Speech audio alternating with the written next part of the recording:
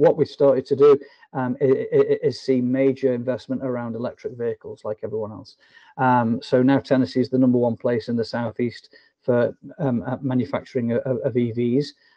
We've got 4 major plants there now: Volkswagen, GM, Ford, and as I said, Nissan. So all making future electric vehicle models.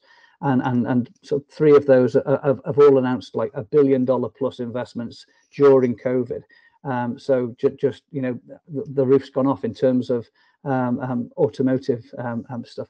And then if we look more on the technology side, certainly in the major cities, about 2 years ago, Amazon chose Nashville for one of its key corporate headquarters. So this isn't a logistics site. We've got lots of them, as everybody does.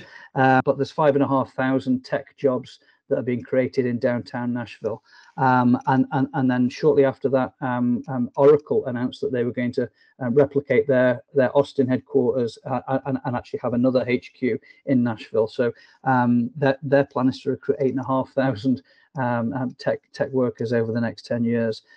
So what we're starting to see is not only the manufacturing renaissance, or a lot of the advanced industries, but also in the new technology and services as well. Also, one of the big financial services companies from New York, Alliance and Bernstein, they relocated their HQ, lock, stock and barrel, from Manhattan to Nashville, actually right in the center of all the honky tonks and music bars. So again, that's changing the dynamic. So we lots of interest from sort of fintechs on the back of that as well.